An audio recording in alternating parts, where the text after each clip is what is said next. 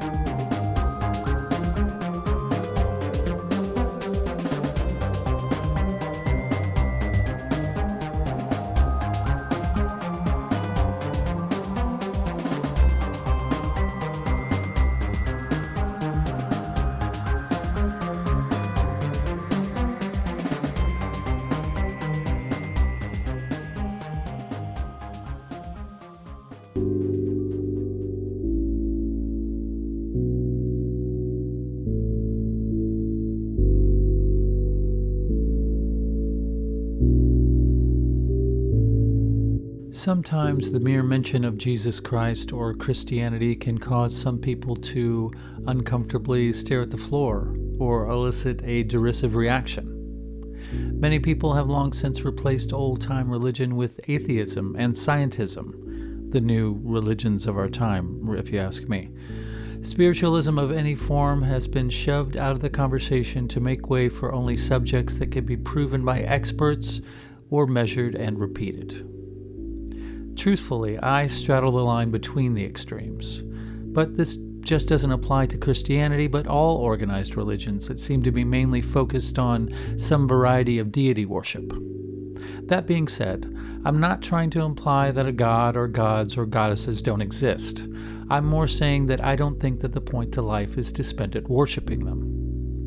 Perhaps we could spend it celebrating and enjoying their creations, huh? And throughout history, humans have been anthropomorphizing their deities to suit their needs, often giving them the characteristics of spoiled children rather than unfathomably omniscient beings that exist far beyond our comprehension. But although I personally do not align myself with Christianity, I can certainly appreciate its teachings. Anyway, we're not here to construct an echo chamber. We're here to have conversations with intelligent and interesting folks and to build bridges. Today's guest, Marty Leeds, is a numerology and gematria researcher, author, and musician, and has recently started his own church called the Gnostic Church and Academy of Lord Jesus Christ. I start off the conversation by asking him about his origin story. My origin story? I was cesarean, and my mom was in labor for... No, I'm just kidding. We could start there. Wherever you want to start, There was a Marty. lost year or two between then and now. Yeah, anyway. Yeah, I don't know. I basically just, grew up as like a rambunctious, sort of iconoclastic, rebellious kid. And said, didn't want to take anybody's, anybody's opinions and thoughts on things. I always just kind of wanted to figure it out myself. And so that eventually led to theology, which led to writing books on it, basically. And I've been essentially writing on the mysticism and esoterica and symbolism and mathematics and that sort of thing for, a decade plus now.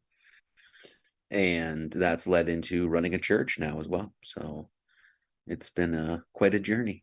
Fantastic. Well, tell us, for those who have not heard about that, tell us about your church and what it is that you set out to do there. Oh, well, the tradition really that I come from is like I mean, basically you say like it's a Gnostic tradition, but it's really just like sort of focusing on the mystery schools, occultism and symbolism and comparative mythology. And there's a whole I mean, there's just volumes of literature on that stuff that's really based in a tradition of esotericists like theosophists and seekers and that sort of thing. So I dove headfirst into that tradition for a long time, probably was starting at maybe 28 years old, and eventually led to really focusing on the Bible specifically because it was there was I mean, when you read a lot of the esoteric authors, that's what you'll end up, they'll usually lead to Christ, most of them. Sure. So, and that's what it did for me. So yeah, and so I basically was like, okay, well, I'm going to start teaching the Bible, basically doing Bible study. Not only that, just studying religious ideas and spiritual topics and that sort of thing, but of course focused around the Bible after writing the last book I wrote called Lord Jesus Christ. And so it's all kind of culminated into that. Yeah. Do you pretty much stick to the canonical Bible, or do you deal with what people have called the lost books or the Nag Hammadi library, any of that extraneous stuff? I really don't. I kind of stay away from it. I'm not dogmatic about any of that or anything, but I just don't focus on it. I have a strong reverence for, or I don't know, when we say there's a magnetism to the authorized King James that I've had for a very long time. There's lots of reasons why I focus on that book. In fact, I have a chapter in my last book specifically about why. But that's a whole discussion in and of itself. But I basically focus on that. I think it's a genius piece of literature beyond even just being a Christian now, a Gnostic Christian now. Before I became that was really the conclusion that I came to, as I sort of analyzed that book in just sort of a way that um anybody that's read classic works of literature and has been a sort of literary hound many years would look at a piece of literature and say, why is this thing awesome? What makes this book awesome? And the Bible is a masterpiece of literature. It is. And that's my take. So now it's down to, okay, let's go into it and actually read through the books and the chapters and the verses and try to really make sense of it. Mm-hmm.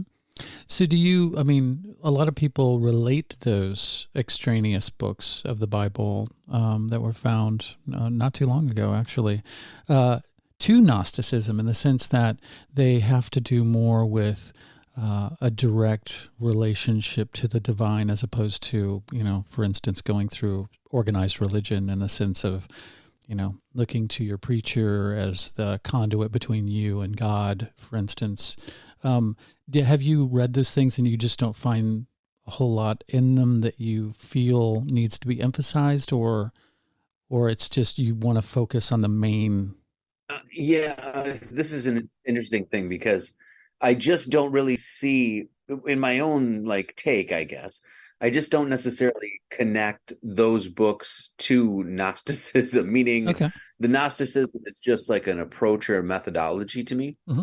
And it's basically just going in without some overarching authority, like you were saying, like you don't need the intermediary of the church, Yeah. and going into any subject and any study. And of course, one of those things would be the Holy Bible. You would take a Gnostic approach reading any of those other texts as well. I just don't see them, at least from my own viewpoint, as necessarily linked or tied just specifically to Gnosticism. Sure. So yeah, I don't shy away from them. I'm just, like I said, I'm just so kind of enamored with the King James. I just think it's like I said, a masterpiece of literature. So that's what I focus on. But I mean, I also, I mean, I have the Vedas, I have the Poetic Eddas, I have the Quran, I have the Mahabharata. We have all these other texts that I draw from as well. So I just basically understand what we could call the Prisca Theologia, or the universal mystery religion, through Christianity. And that's been a long an approach that's Gnostics have taken for a very long time. understanding the mysteries through the Christian tradition, through Sure. the authority of the Bible. That's Well, and there's also something that's always fascinated me about Gnosticism proper, up until this point, is the whole cosmology involving Sophia and the archons and the demiurge and stuff like that. But how much do those things really have a role in the Bible proper at all? Or those? I was always confused as to how those related to Christianity, or whether they were something in and of themselves. Well, this is actually, I actually just touched on this point in the last live stream I did, was that once again, when I look at Gnosticism, I define Gnosticism, and I actually just read from this book, William Kingsland, really great book about gnosis and the mysticism of the Christian scriptures. But basically looking at Gnosticism, that it's not tied to any sort of particular dogma that Gnostic sects may or may have had in the past, meaning that some Gnostics in the past have, believed in archons and a demiurge and had this general theme that matter's evil, but that's not necessarily, specifically dogmatically tied to Gnosticism. So I don't take any of that approach at all. To me, Gnosticism is just knowledge of spiritual mysteries. So really, Gnosticism is essentially tied to what you would say is the mystical tradition of the mystery school tradition, really.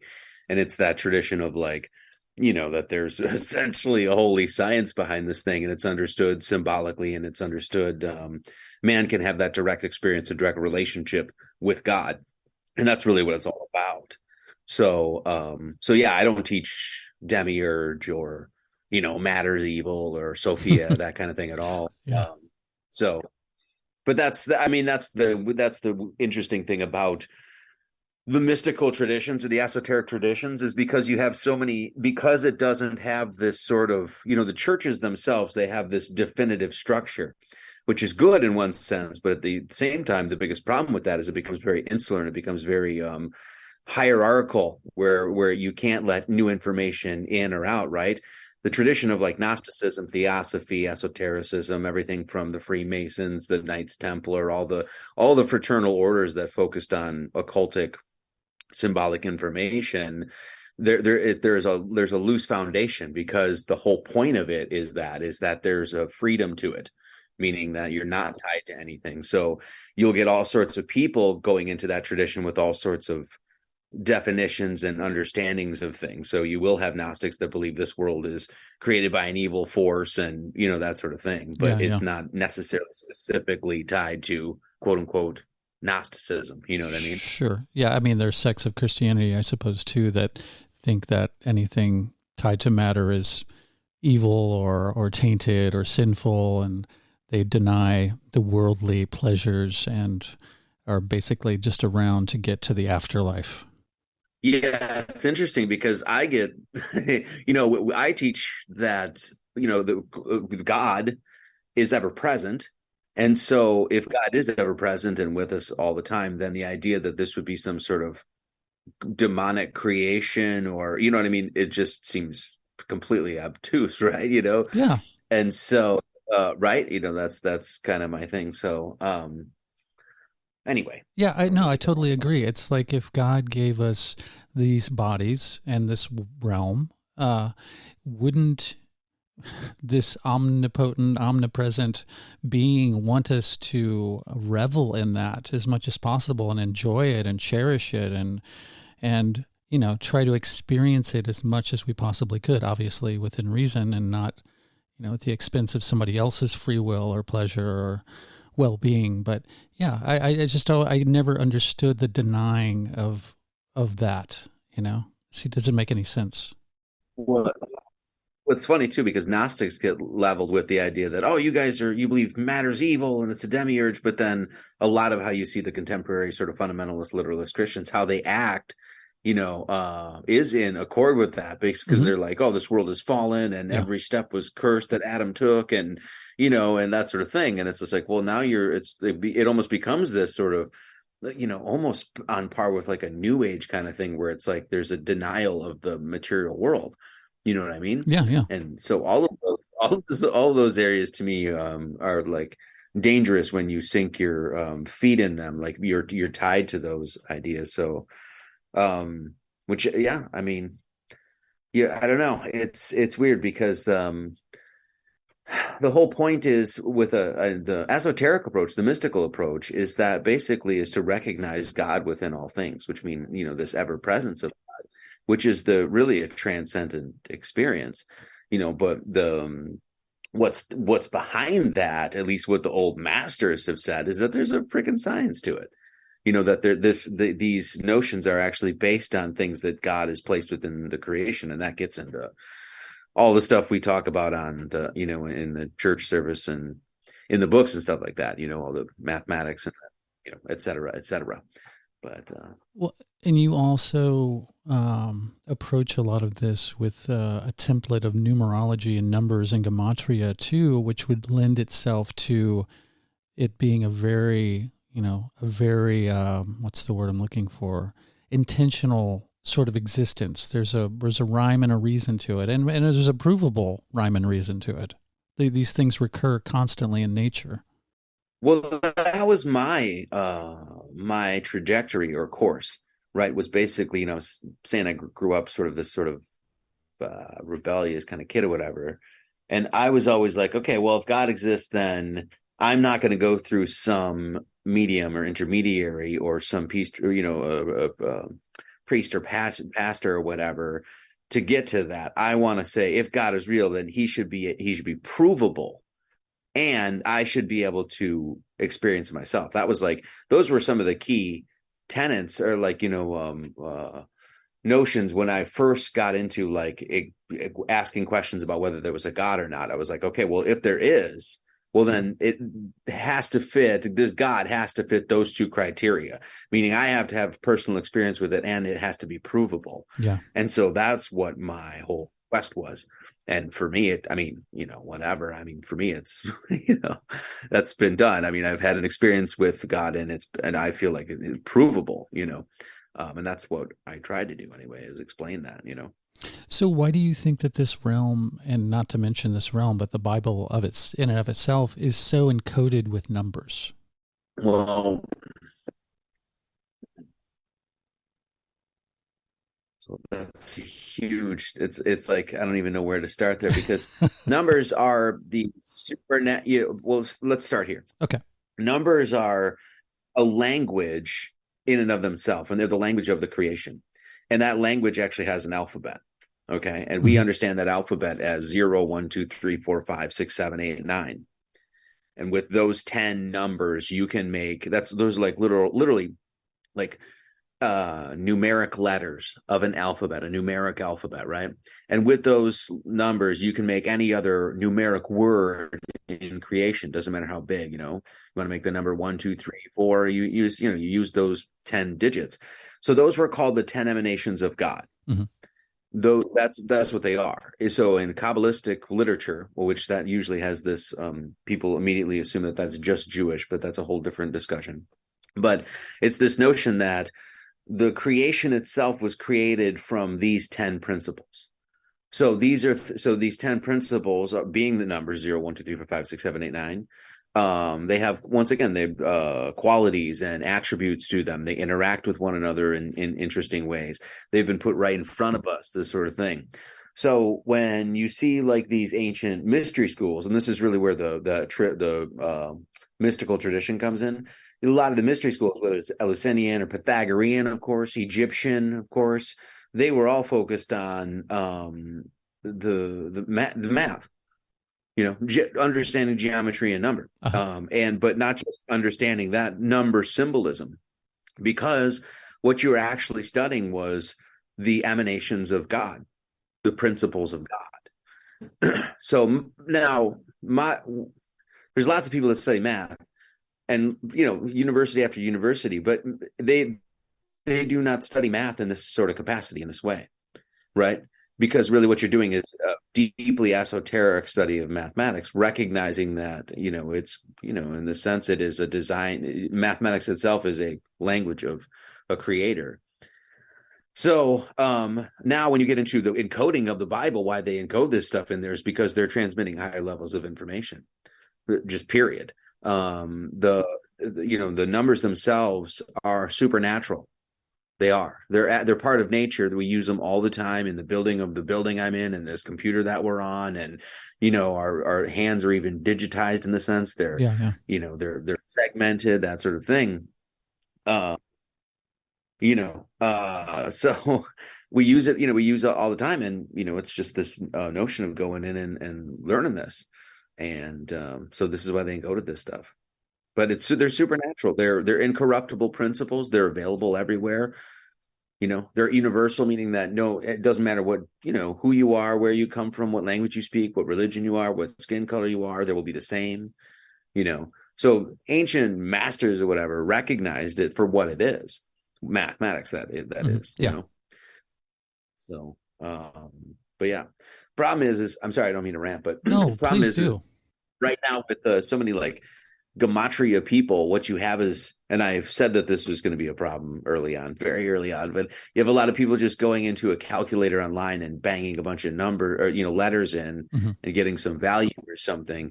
And before you even get to gematria at all, like you need to understand the basics and the foundation. And that's really getting into basic studies of geometry. Once again, number symbolism, the qualities of numbers, that sort of understanding the properties, really getting to, and then you can get into a study like gematria. Mm-hmm. But And so where does sacred geometry fit in with all that? well, the adjective sacred is just the recognition of what I just said, really. Gotcha. The The holiness of it. geometry is yeah, right. That comes from it's recognition that there's a designer, Mm-hmm. Yeah. Because you have these. This is what numbers actually do. I mean, this is when we talk, backing up here, talking about proof of a God.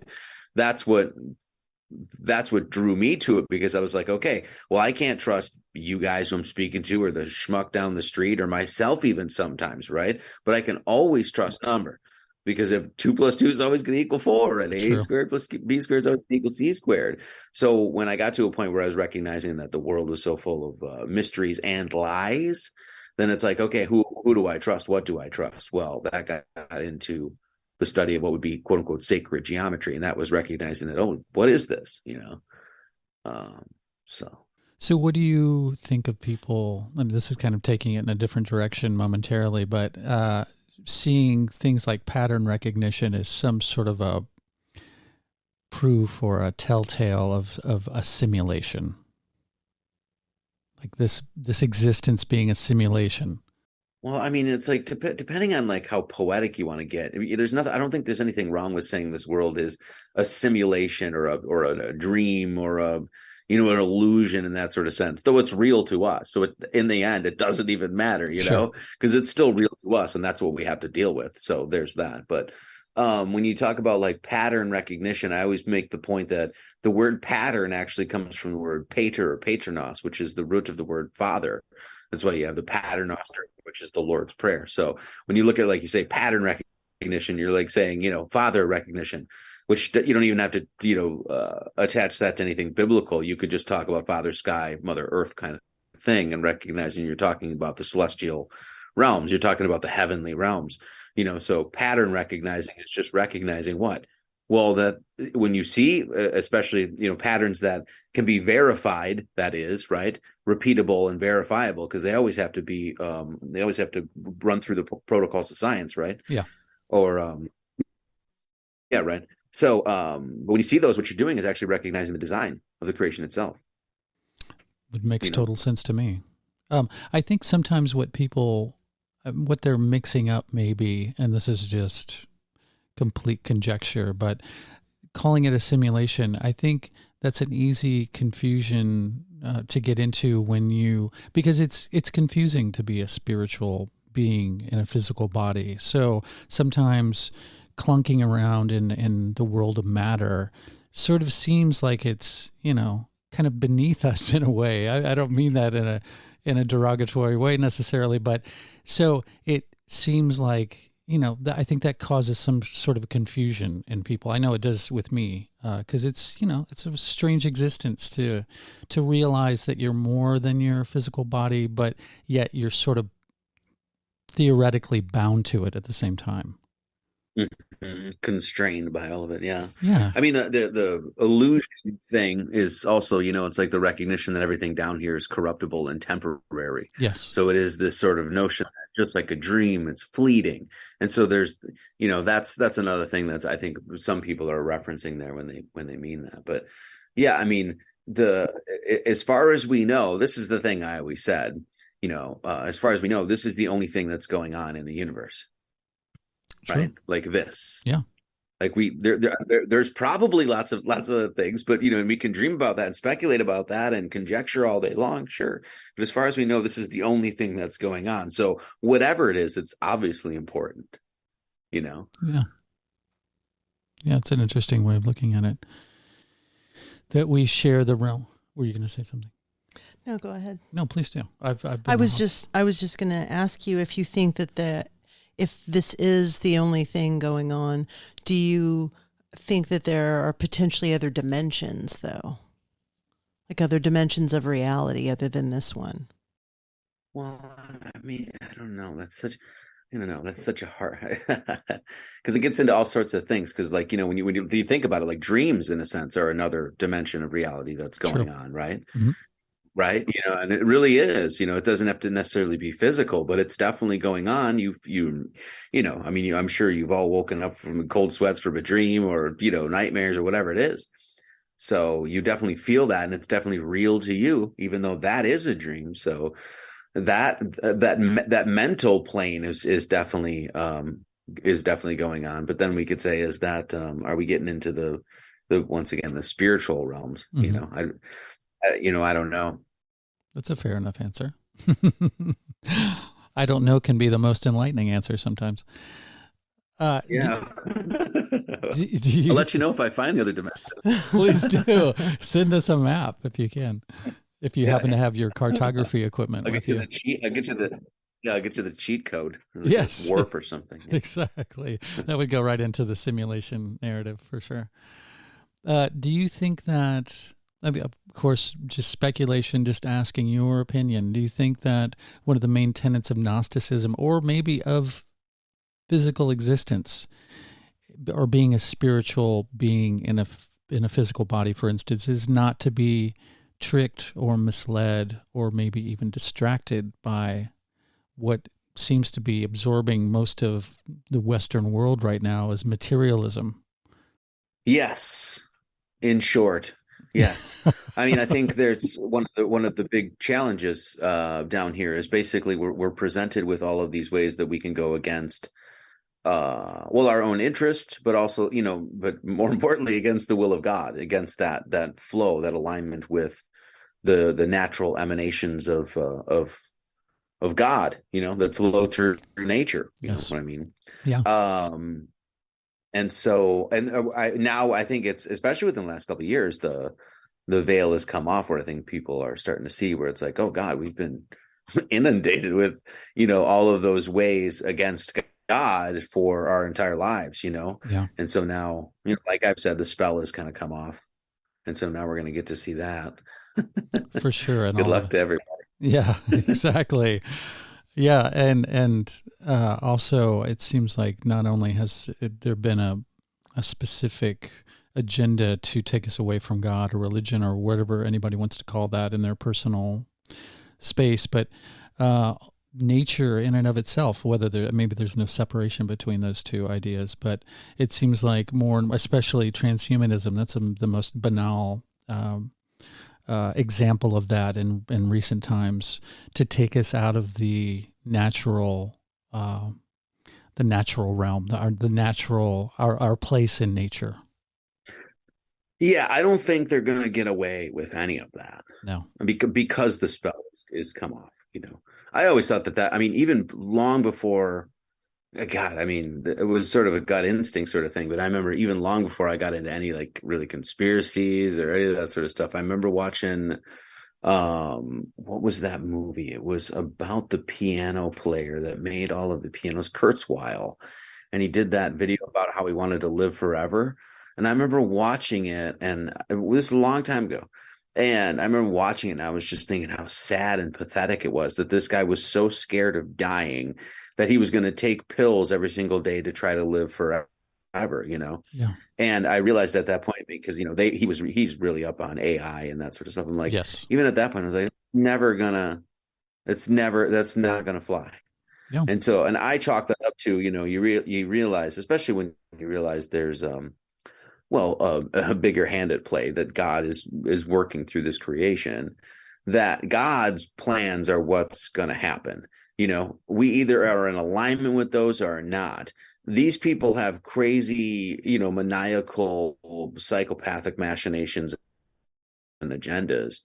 And, you know, it's the dreams of psychopaths, but their dreams will not manifest. And you can already see their spells that they've cast upon humanity for however long are breaking.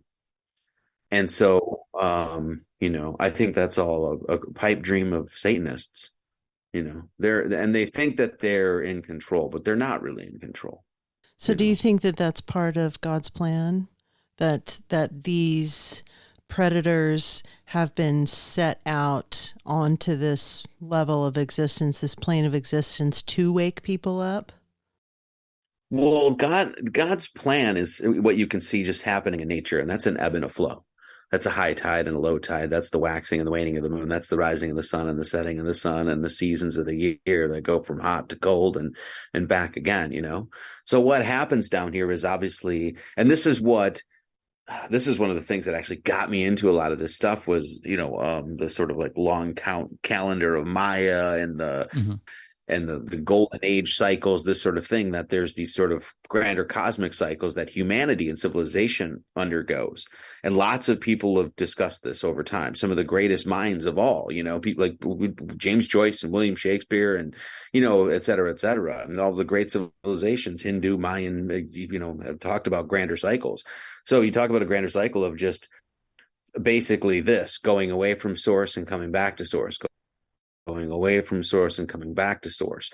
So what we're looking at, as far as I can tell, is us for a while going very much away from source. So much so that we don't know where we live and who we are anymore. And nobody is thinking about trying to get, you know, so many people are not concerned about getting into an afterlife. There's atheism is abound, blah, blah, blah, blah, blah. But I think that's essentially, quote unquote, God's plan, because his plan is a design.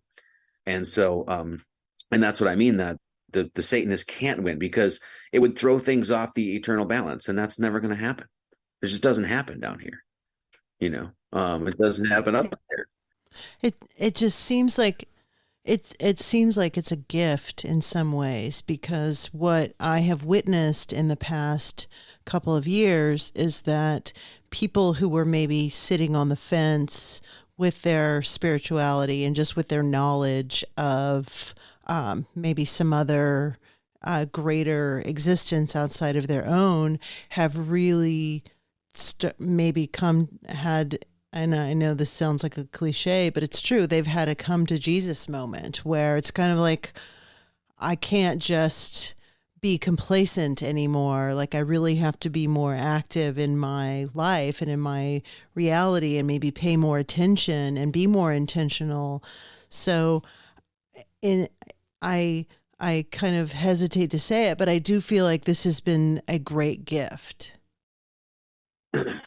I mean, I would agree. I mean, it's like, I guess I could say this, like, has this, at least for my own, here, I'm going to get really self-absorbed here for a second. Do Just it. in my own experience in the last 10 plus years, how much trauma there's been, how much awakening has happened in my own life, and how much, you know, depression, and looking at, you know, all the child trafficking stuff, all that, you know what comes with this, you know. Would I take it back? Never. No way. Mm-hmm. You know. So in that sense, it's been a hell of a gift for me.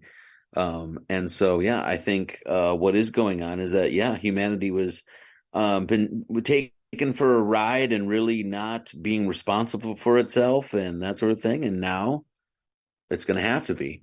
And that has to happen. And I think we've all, at least for me, I felt that way for a long time, that that's needed to happen. So, and that's, in this sense, that's quote unquote God's plan. It will happen. It's just how you're going to handle it, Yeah. you know? Yeah.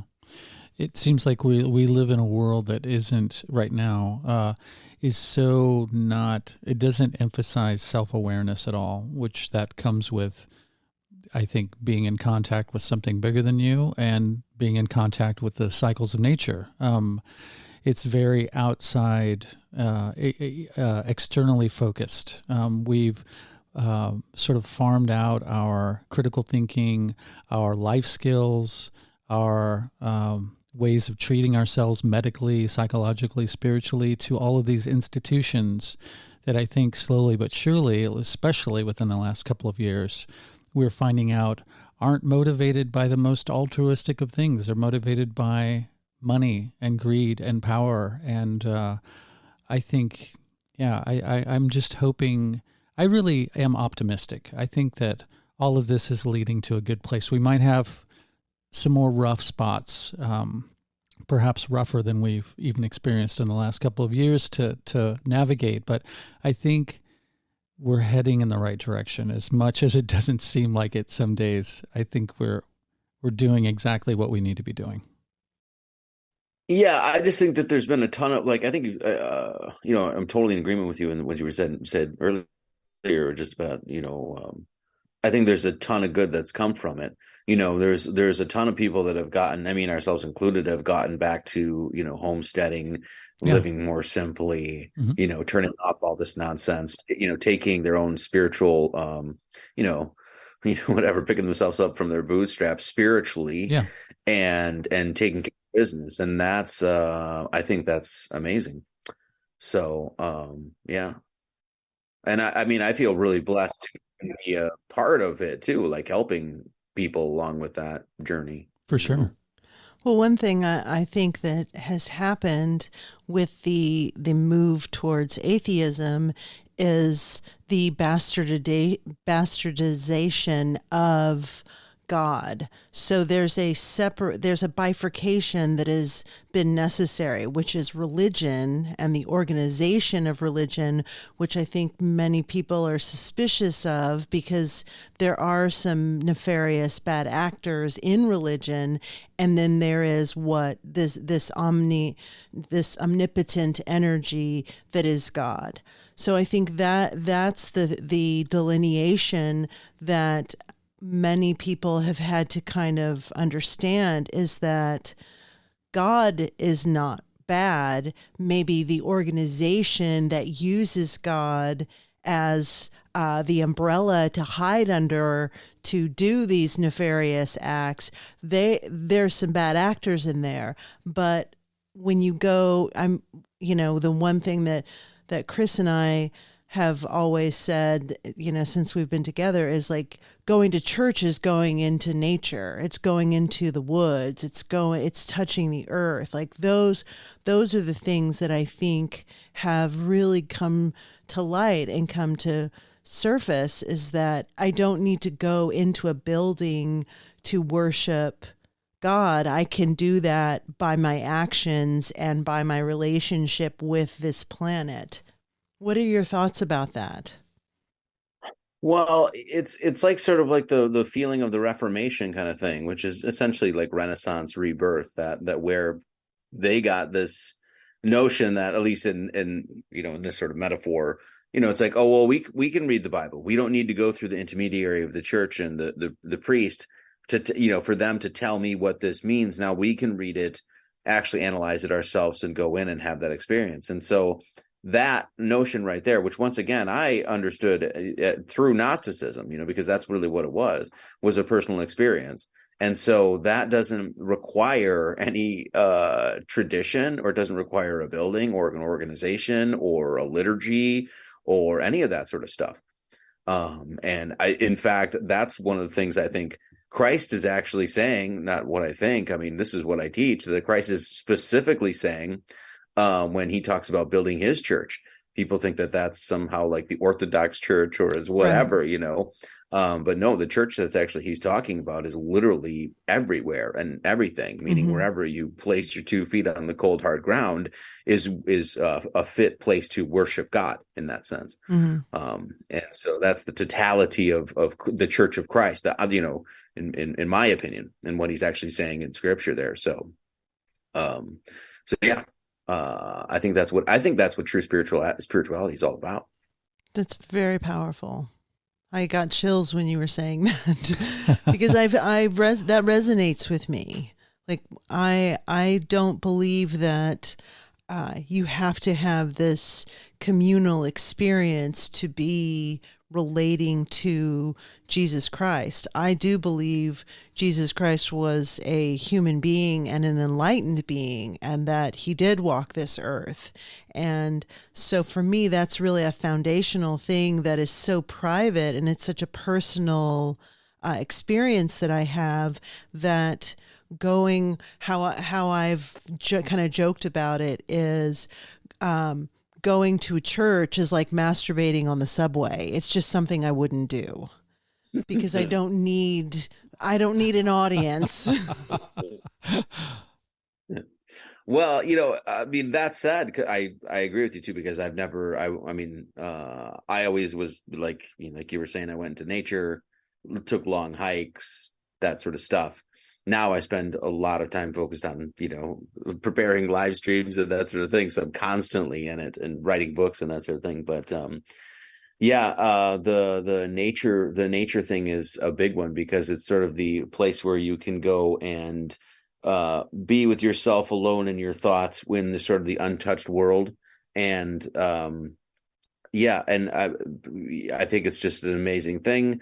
That said, I think there's a place for a church too. Like, I would love to have a physical church, but that's, but I mean, a lot of times if you really want to have a spiritual experience, it's going to be going in to the closet and shutting the door, as scripture says.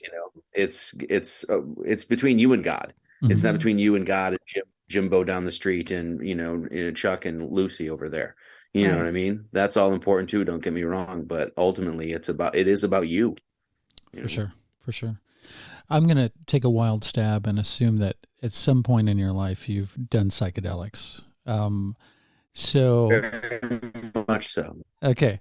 Do you think that an endeavor like that, and of course intention makes all the difference in the world, but do you think it has any place in the kinds of things that we're talking about? Or do you think that that's a separate endeavor altogether, that's more of a self-exploratory, self-expansive sort of an undertaking? Or do you think it could be something to bring you closer to creation and God?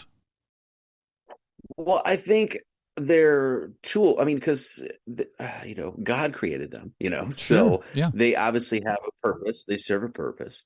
So I think that they can be powerful tools. Especially getting as somebody that might be stuck in a mindset, to just get out of that sort of mindset and see things bigger. It helps break down a few walls.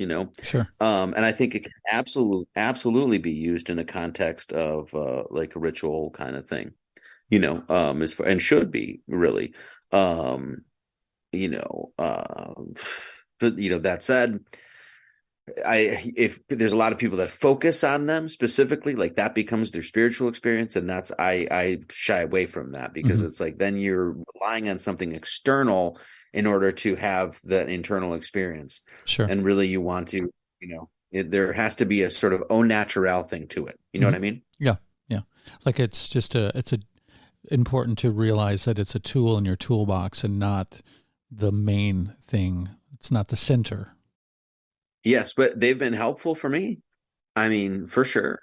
There's been several times where I've had very, very absolutely profound, in that sense, life-changing experiences. But I've had life-changing experiences reading a book too. Sure. So, take that, you know what I mean? Take that for what it is. But yeah, I think even Terence McKenna at one time said that at the beginning of most religions, there was some experience with some sort of a plant or substance, natural substance, that either sort of got that wheel going or helped the wheel that was already spinning to start spinning even quicker.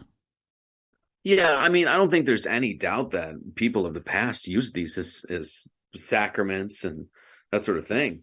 Once again, I mean, I think if you're a responsible adult and just recognize nature for what it is, God's pharmacopoeia, then you go into those things and you say, oh, those definitely serve a purpose. And for a spiritual exercise, yeah, like mushrooms, that sort of thing, absolutely.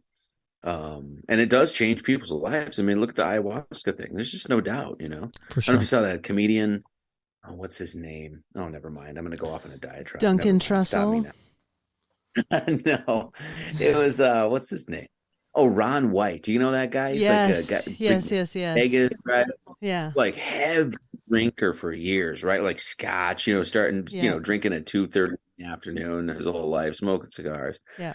He wanted to quit drinking. He took ayahuasca and he stopped. Oh, So, I wow. mean, It's yeah, amazing. and he looks great. And this is a guy that was a severe alcoholic, right? I mean, this is a guy that had, more alcohol running through his veins than blood kind of thing. So, That's amazing. I didn't know he stopped drinking. That's so, that's a huge pivot yeah. right there. Yeah, and he's known for it too, Yeah, yeah. right? Hmm. Which is that's the other thing about, what happens in so many people's lives is that they build an image about themselves. And then when that image needs to be destroyed because it's fake, a lot of times people have problems destroying that. So for him to do that, being like, he's the comic that's known for having the drink on stage. And then Hmm. he, you know, that's death and resurrection right Yeah, there. exactly. Did he put out a stand-up special like after that happened or explaining about all of that? I think he probably will, but I just saw him, I don't know, just shuffling through YouTube. I just saw him on one of those channels, Oh, okay. and I listened to 20 minutes or something. I was like, oh, no way. So it So, just happened but recently. yeah, I think within the last year maybe or something. So, Interesting. Crazy. That's cool. That's really cool. I love to hear stories like that. What are your thoughts on Jesus? well, Like, do you think that Jesus was a man that walked this earth? um, I just learned a word. I'm going to share with you guys. It's called euhemerism, I think is what it is. And it's basically this. Let me see if I have it. Give me a second. I want to see if I can find this. Yeah, let me read this. Um, the stories recorded of Jesus in the New Testament are a product of euhemerism, which is the notion that real historical personages and events have been exaggerated in the retelling, as well as catarasterism, which is the process of transforming a hero or mythological figure into a star. So, it's basically we can imagine that I go on here. It says, we can imagine that many of the events happening in the Bible were based on aspects of lived history, retold, dramatized, and blueprinted on the heavenly patterns that God has written above us in the stars. Because I think that's actually what's going on. But yeah, I mean, a lot of great literature is actually based on real personages or whatever, people that have been mythologized, dramatized, anthropomorphized, that sort of stuff, poeticized. That said, you can't prove whether any of the people in the Bible existed at all. You can't prove any of it. So, my belief is that probably none of them were real. Hmm. But at the same time, I do feel that, when you look at all the great classic works of literature, a lot of the characters have been based on real people. And so that I don't know. I don't take a hard stance to it, but I know what in the book, who we're presented, Jesus Christ, what that means, Hmm. because that's the living presence of God that's in everything. Hmm. And so that's not a archetype or a prototype or it's something that's really transcendental. So that's a long answer. Sorry. It's interesting if you consider Jesus Christ as an archetype, then you look at these other religions, and there are similar archetypes in other religions, like the Islam, like Buddhism. So it is possible that the mythos surrounding Jesus Christ or the living Buddha is similar because these were necessary stories to be told to impart certain knowledge. Like it had to be humanized in order to for people to be able to absorb or accept these teachings. Yes, the general framework of all of those, what you could call like the sun god myth or the archetypal sun god, or sometimes they're not sun gods, but they're hero figures, whatever you want to say, right? Savior kind of figures. Mm-hmm. Those are, I mean, they're, to me, that entire storyline is something that's actually like crafted into the framework of nature itself. And hence why they're, whenever you see these cultures that have gotten to some sort of advanced level, they're modeling these classic myths after something that's literally embedded in the framework of nature. That's why you have, so many of these, especially once you get into like the mystery traditions and stuff like that, the Mm-hmm. death and resurrection motif. I Mm-hmm. mean, it's just ridiculous, right? You'll see it everywhere. And you get to a point where it's like, well, where is that? Well, it's in nature. It's all over. That nature itself essentially does this. That's the pattern of the sun. It's what the sun does every day and every year. It goes through the cycle of metaphorically dying and being reborn. And so all of the hero myths and stories are based on these eternalities that play out within the creation itself.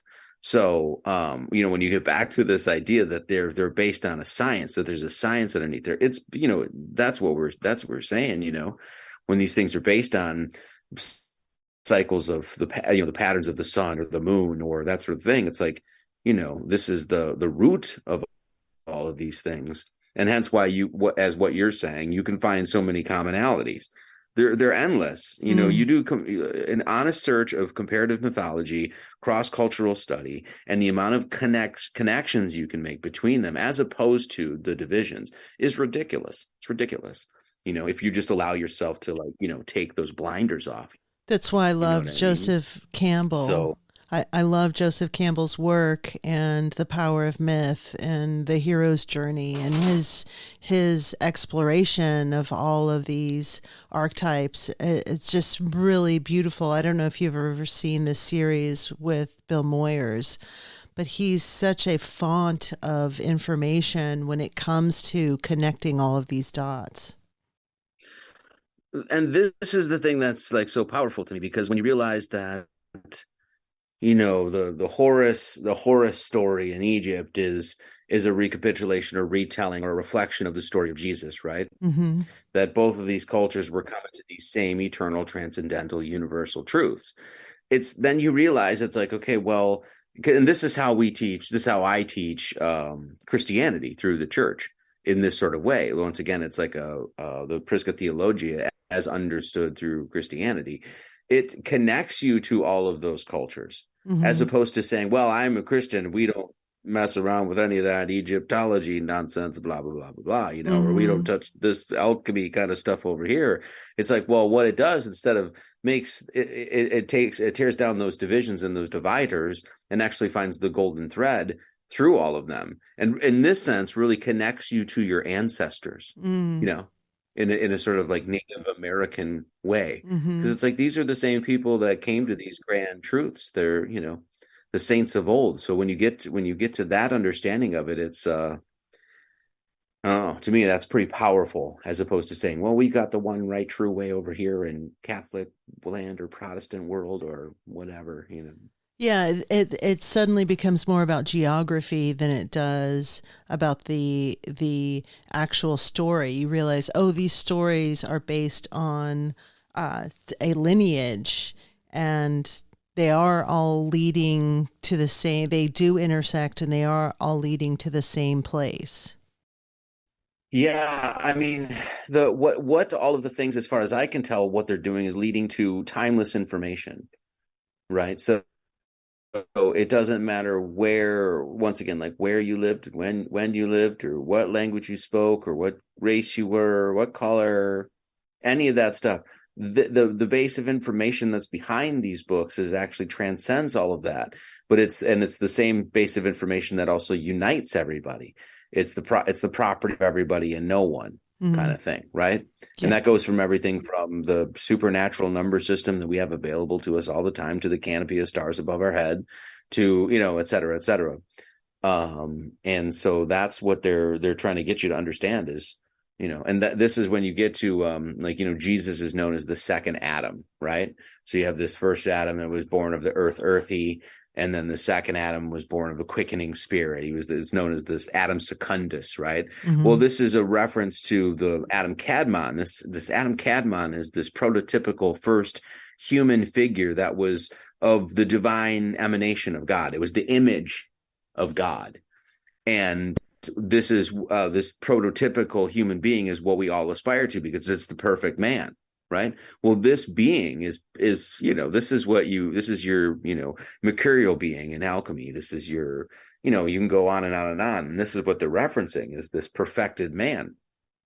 And so that's something that transcends any religion or any sect or denomination or belief system. It's just something that's, once again, inherent or innate within the creation itself. If many of these, well, I mean, it's not if, but since there are many of these same obvious truths that are encoded in many, many different religions and mythologies, what was it about Christianity that drew you to it, that made you focus on that one and gave it the feeling that that was the path that you should be taking? Just my own personal relationship to it, my family background, where I grew up, the fact that I speak English, and that there's this. That's one of the things I need to start talking a lot more about, the very strong connection to the King James Bible and English. That languages are actually they're best understood when they're tied to the main religion. And so when we talk about English, it would definitely be Christianity. That's a whole nother discussion. But, I guess in the same way, it's like I grew up listening to rock music and blues and folk music. And so then I became a blues, rock, folk player, Sure. but I'm still playing music. But if I would have grew up, jazz or something, whatever, something else, mariachi, whatever kind of band, then I would go play music through that avenue. Mm-hmm. So it's just, to me, once again, it's Christianity in this sense is just one of those systems to talk about the Prisca Theologia. Mm-hmm. Yeah. So that makes sense. So do you believe, I'm fascinated by this concept, and I'm asking these questions as somebody that is not, I don't call myself a Christian. I don't have any resistance to Christianity. I just am still collecting experiences and concepts, and I'm listening to where people are coming from, and just, I'm still sort of ambiguous about all of it. But he's Christian curious. Well, I'm in this strange place. It seems like the society, you're either an atheist or you're a Christian or a Muslim or whatever, but I'm not an atheist, but I don't specifically have a particular religion or cosmology that I adhere to, and so I just kind of float around. But anyway, there's this concept of a personal God that I am very fascinated with, and it seems to have been, and I could be completely wrong, and please correct me if I am, a fairly recent sort of, I don't want to say invention, but phenomenon, where you hear people saying that they have, they wake up in the morning, they pray, and they have conversations with God, and God directs them in a particular way, or gives them advice, or steers them away or towards things. Do you experience things like that? And if so, do you think that that is a different experience than, say, people in the Bible had when they were dealing with God? Yeah, I'm not really for that, because I don't think God speaks to you like the way people say he does. Okay. God speaks to you, but in the way that God speaks to you. Because God, like God doesn't just come down like, a little bird on your shoulder and be like, chirping to your,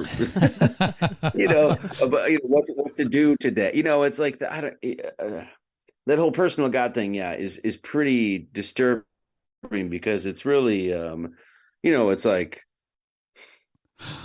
I don't know. I don't Just even know say where it. to go with that, because Just I go wherever don't, you I want. don't. That was one of the things that always disturbed me about when I was younger about Christianity, because that was pretty prevalent where I grew up in, the Midwest, is this idea is like, I pray to God and he told me to do this. Yes. Like Yeah. he literally talked to you and said to do this in English, Mm-hmm. really? Wait, so like if he did, like, why didn't you write this shit down? Like Moses spoke to God once, and he like, like, what's going on here? Are you going to write a book? Is this just for you? The Book of Anyway, there's Josh. loads of problems. Yes, exactly. Yeah, like, The Book of God's Charlie. speaking to you every day, and you're not writing this. Yeah, like So anyway, Well, that's a in fact, I relief. just did the last live stream about the notion of like how God speaks, and that's through symbols, through really meaning through symbolism, because it gets into once again those transcendentals and universals, that whole topic. So, but as far as like a personal God, there is the idea of a personal God, meaning that there's in the sense that you have an ounce or a spark of God within you that has been given to you. It's yours in your body, right? And that is directly connected to God. And so there's that, and that's a whole phenomenon of it's the Lord and the God actually in the Bible. It's a really key thing that most people don't understand in order to really read the Bible esoterically. But you have to understand these terms of Lord and God. That God is the like totality almighty in heaven, and earth is the spark or the ounce of God. Lord is the spark or the ounce of God that's within you on earth. And so that's that's your quote unquote personal God, Sure. But yeah, I don't dig the whole. Okay, good. I mean, Yeah. not good, like, thank goodness. I just feel sometimes. No, I Go ahead. no, I'm just agreeing with you. Yeah. I know what you mean. Yes, I just sometimes, it's like channeling, like, how do you know who you're channeling, if you're channeling, if you should take some medication? And I don't believe in medication, but I think you know what I'm getting at. It's a nebulous area. It seems like it would be. Well, Go ahead.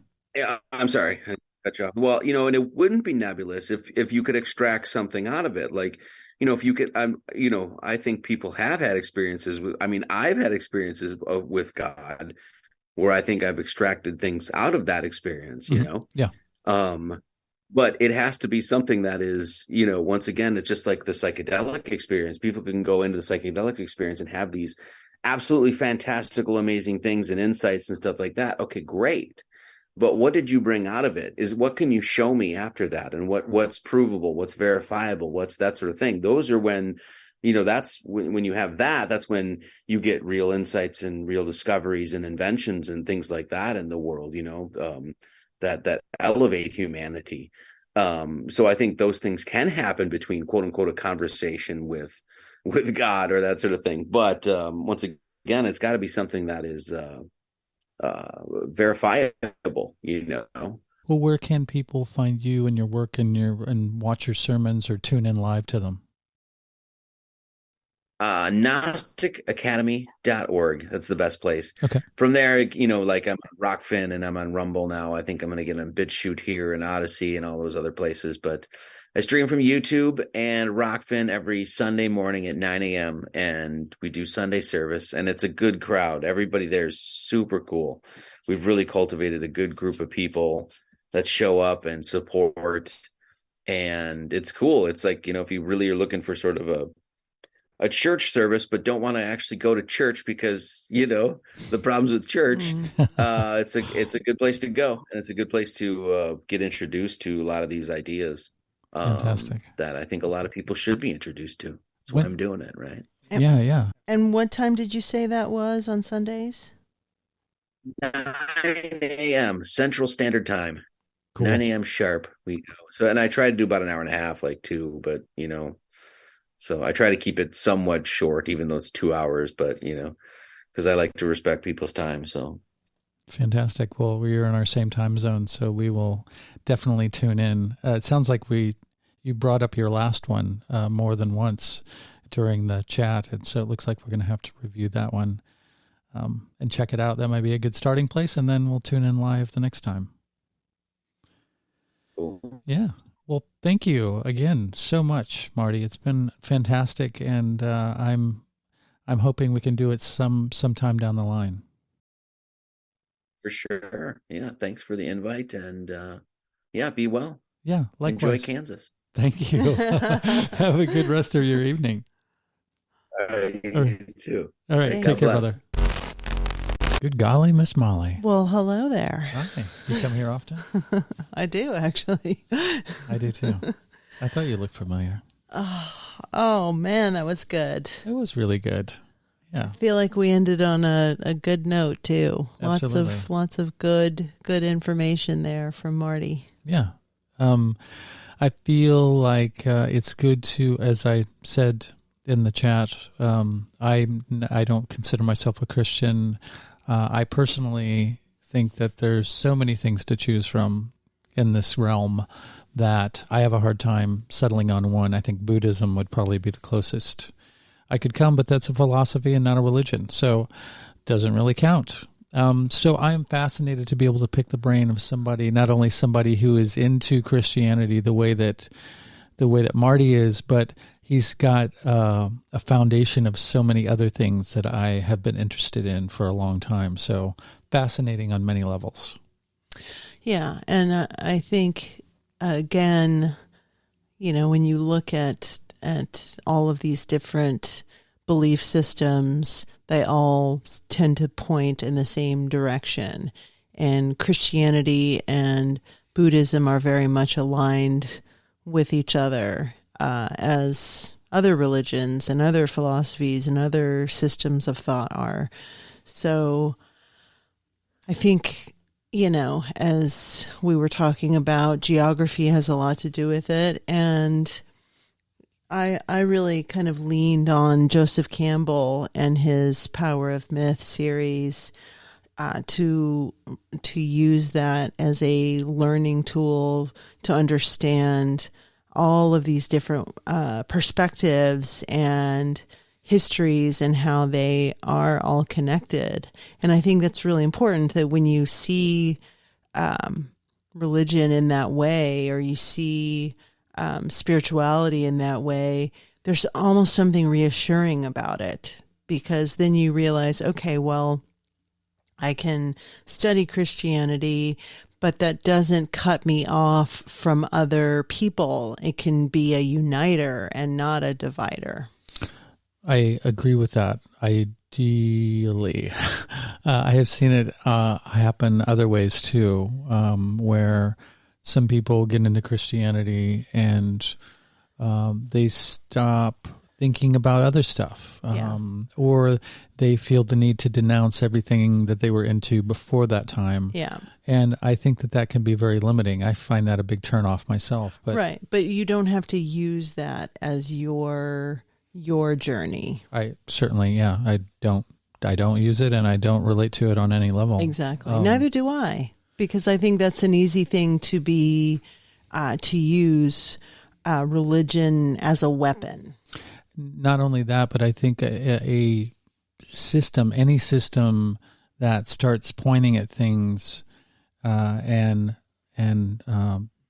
is being judgmental towards them, unfounded, in an unfounded way, just because they might not be mentioned in the scripture or the canonical text of that particular religion, I find that very limiting too, because in the case of Christianity, where sometimes I've seen people denounce other things that have been around a lot longer than Christianity, or things that don't have anything to even do with any religion, much less aren't against Christianity, to denounce these things sounds like just hyper superstition to me. And I just think that's very dogmatic. And I think that's what turns a lot of people away from Christianity. Yeah, but you don't have to use... Those people aren't representatives of Christianity. They're representing their own belief system and how they are interpreting something. They are not Christianity. That is something that, as we said in the discussion, it's something that God is a very personal relationship. It has nothing to do with anyone else. And so I think that's what's turned you off, is that there are people that you have had encounters with that seem like they are representatives, and they're not. No, those people turn me off. I know I know very well, very much know that they're not representatives. Yeah, that's exactly. what disconcerts me, is because those are the people who feel like they are the most representative. Yeah. That's what I'm talking about. I know that those, I know. Yeah. I know exactly what you're talking about for sure. They don't represent shit except their own fears and insecurities. And ego. That's someone's ego. Yeah. And I think it's okay to denounce Satanism, and it's okay to denounce the dark arts and people that are doing ritual sacrifices and murdering children. It's okay to denounce that.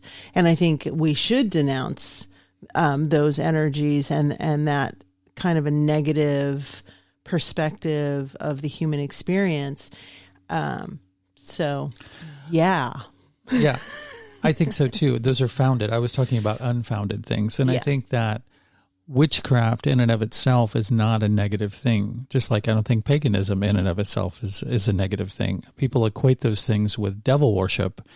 And I think that's a knee-jerk reaction. They can include that for sure. And sometimes those things very much go hand in hand, but they can also be very much exclusive of that. So, yeah, I think a lot of things get lumped into New Age, and there's a lot of stuff that's in New Age that is actually really, really old. It's actually, some of it is older than Christianity. But anyway, I don't want to get lost in all that.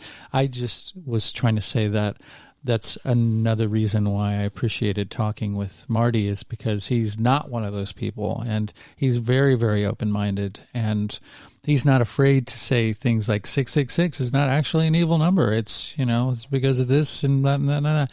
He's, he has a very broad spectrum of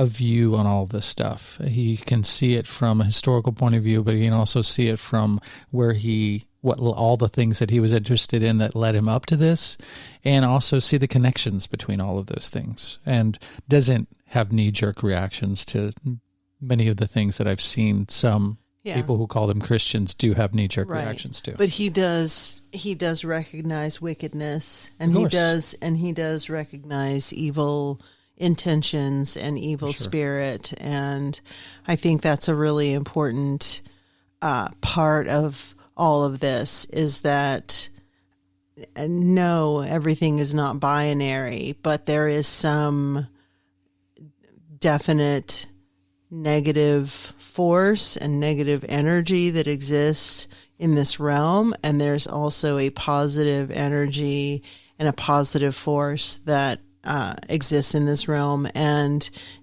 for me, it all goes down, like, again, I think it really you can distill it down to your intentions and what your energy is. So it's like, a pen. Is a pen an evil device, or is it a good device? Well, it can be used for evil and it can be used for good. I think it's all contingent on what you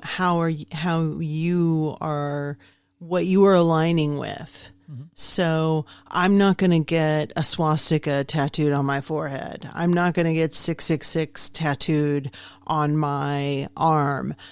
It's not because I think those numbers are evil. I think that nefarious and evil energies have used those numbers and used those symbols, and I don't want to align myself with those nefarious and evil energies.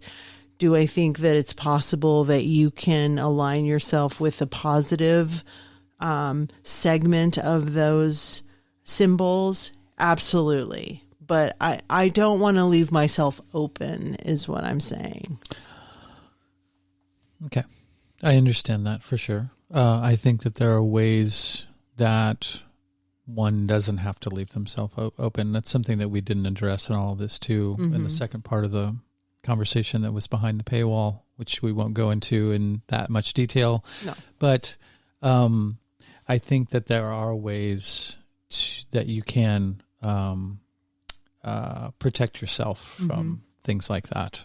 Yeah. Anyway, yeah, it seems like a silly thing to do if you're going to wear an upside down cross on your workout gear, and but I don't want to invite anything negative because I'm just trying to shock people. So I'm going to do some protective. I'm going to wear this protective amulet on top of that, and then in case the protective amulet is misinterpreted, I'm going to do a fifth dimensional chant. I'm going to douse myself with. I'm going to do a sage enema. Whoa! Wow! Hello. Anyway, yes, it was refreshing, and there are many different avenues we could have gone down. Yeah, that was a good get to know Marty chat for sure. I think what was hard, where it was hard for me to kind of dive into the Marty ocean, was that we didn't see him. Yeah, and so I'm such a visual person. And I do so well when, even though we don't post our visual, our video interview or the video portion of our interviews, I like to look at the person that I'm talking to. I like to be able to read body language. And so it was tough for me. Like, I really had to kind of go inside to hop into the Marty boat. And so it took me a minute to kind of get there. But I'm so glad that we did.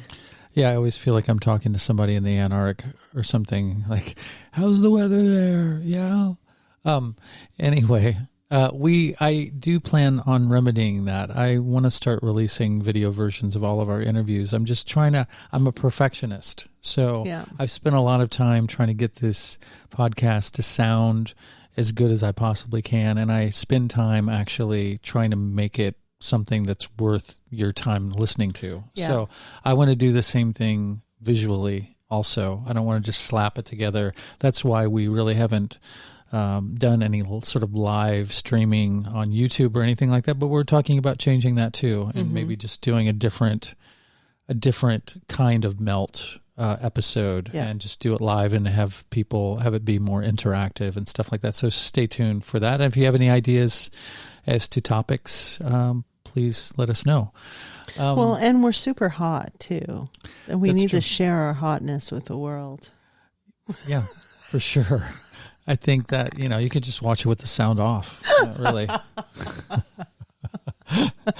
What are some things that we talked about in the second hour? Some personal stuff. We talked about humorism. Did it? We talked about his next book, which is Scripture in the Stars. We talked about GnosticAcademy.org and that he does Sunday services, 9 a.m. Central Standard Time. The idea is to leave it a mystery so people will want to go behind the paywall. Well, give all the goods. I didn't say this one because I don't know how to say that. I wrote it down and I don't know if I even spelled it correctly. Oh, yeah, I have no idea what that is. I don't even remember him saying that word. He said it after he said that word. Yeah, I don't know how to say that word either. Yeah. Well, I wrote it phonetically, so it's either humorism and cataracticism, catarism. Yes. Yeah, it's one of those things, one of those words. Don't Google it. Don't use Google. Went into the flat earth realm, how that may or may not connect to his Christianity. We discussed symbols. Do they possess any power in and of themselves? We had a wicked thumb wrestling match. We had a rap battle. Talked about genealogy in the Bible, the importance of that or not. So, some good stuff. Yeah. And it was the great conversation in the first hour too. So hopefully you enjoyed it. Mm-hmm. We did. If you did, write Marty, contact him and let him know, and so he'll want to come back. But if you have any recommendations for guests or casserole recipes or praises or criticism, you can contact us at themeltpodcast@protonmail.com. Or if you want to send me a virtual hug, you can do that at hunter-muse@protonmail.com. Yeah, I hope you glean something positive. I highly suggest going behind Marty's paywall. It's only $5 a month, and he has a shitload of things to offer. So many downloadable PDF books, literally a whole library. I think you can read all of his books there. All of his documentaries are there. Tons of videos, all of his Sunday sermons, much more stuff than is on his YouTube channel. So highly suggest that. Hope you got something good out of it. And stay tuned for fantastic stuff. December is chock full of incredible people, and we're already starting to book into next January. So looking good for the melt. Fact. All right. We love you. We do love you. Take care. Spread joy. Remember yourself. And don't go changing. That's right. And happy Thanksgiving. Yes. Ta-ta. Meow. To hear the full-length version of this episode, get access to exclusive and early episodes, and participate in our monthly Zoom meetups for as little as $3 per month, just click the Patreon link in the episode notes or visit patreon.com/themeltpodcast. Contributing financially will help to make this podcast my full-time gig that I can devote more time to and allow me to create more content. Other ways of contributing would be giving us a favorable review or rating wherever you get your podcasts, subscribing to us on YouTube, spreading the word wherever you and your tribe congregate, or just by sending us your positive thoughts and intentions. In a quantumly intertwined and holographic multiverse, these also go a long way. Thank you.